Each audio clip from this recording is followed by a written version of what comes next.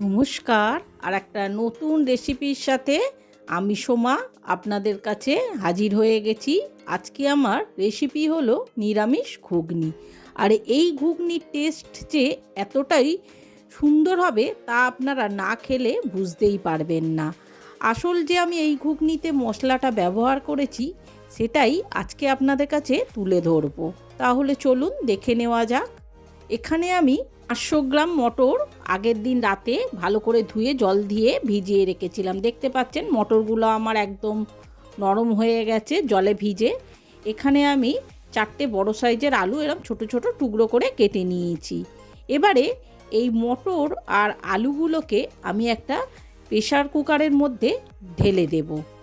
আমি আলু আর মটরটা প্রেসার কুকারের মধ্যে ঢেলে দিয়ে এখানে 1 চামচের মতো আমি নুন দিয়ে দেব, সামান্য একটু হলুদ দিয়ে দেব, দিয়ে আর পরিমাণ মতো এর মধ্যে জল দিয়ে একটা হাতা দিয়ে খুব ভালো করে এগুলো মিশিয়ে দিয়ে এবার প্রেসার কুকারের ঢাকনাটা আটকে এটাকে আমি 3টে সিটি মেরে নামিয়ে দেব। অন্যদিকে এখানে 2টো তেজপাতা, 2টো শুকনো লঙ্কা, 1 চামচ জিরে, 1 চামচ ধনে, কয়েকটা এলাচ, একটুখানি দারচিনি আর কয়েকটা সাদা গোলমরিচ আর কালো গোলমরিচ নিয়েছি। এবার এই মশলাগুলোকে আমি একটা গ্যাসের মধ্যে কড়াই বসিয়ে সেই মশলাগুলোকে দিয়ে দেব। দিয়ে আমাকে হালকা ভেজে নিতে হবে মশলাগুলো। এই যেই সিক্রেট মশলা এটাই হলো আমাদের আসল মশলা। এটাই এই নিরামিষ ঘুগনির স্বাদকে আরও দ্বিগুণ বাড়িয়ে দেবে। এবার আমি গ্যাস অফ করে এটাকে ঠান্ডা করে গুঁড়ো করে নেব। অন্যদিকে গ্যাসের মধ্যে কড়াই বসিয়ে আমি পরিমাণ মতো এখানে সর্ষের তেল দিয়ে দেব। দিয়ে এর মধ্যে আমি গোটা জিরে,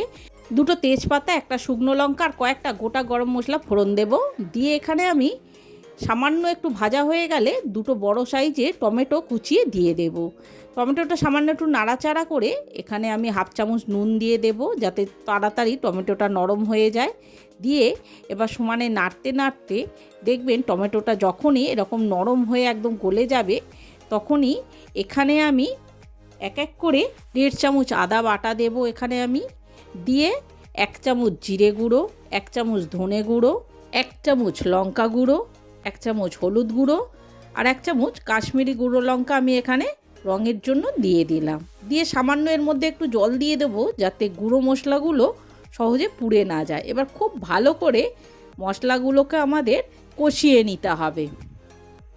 যতক্ষণ না মশলা থেকে তেল বেরোচ্ছে ততক্ষণ মশলাটা আমাদের এইভাবে নেড়ে যেতে হবে। সমানে নাড়তে নাড়তে এখানে আমি 1 চামচ চিনি দিয়ে দেব।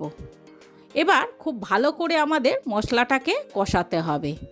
সমানে মশলাটা কষাতে কষাতে যখনই দেখবেন মশলা থেকে এরকম তেল ছেড়ে দিয়েছে তখনই আমি এখানে সেই আগে থেকে সেদ্ধ করে রাখা মটর আর আলুটা ঢেলে দেব। সমস্ত আলু আর মটরটা ঢালা হয়ে গেলে এবার খুব ভালো করে মশলার সাথে আমাদের এটাকে মিশিয়ে দিতে হবে। খুব ভালো করে আমাদের যখনই মেশানো হয়ে যাবে এটাকে আমি 10 মিনিটের মতো ফুটতে দেব। 10 মিনিট পর দেখুন ঘুগনিটা আমাদের ফুটে উঠেছে এবারে খুব ভালোভাবে। এবারে এই সময় আমি সেই ভাজা গুঁড়ো মশলাটা এর মধ্যে দিয়ে দেব। ভাজা গুঁড়ো মশলাটা দিয়ে খুব ভালো করে মশলার সাথে আমাদের ঘুগনিটাকে মিশিয়ে দিতে হবে। আর এই সময় এই মশলাটা দেওয়ার ফলেই কিন্তু আমাদের এই ঘুগনির স্বাদ আরও দ্বিগুণ বেড়ে যাবে।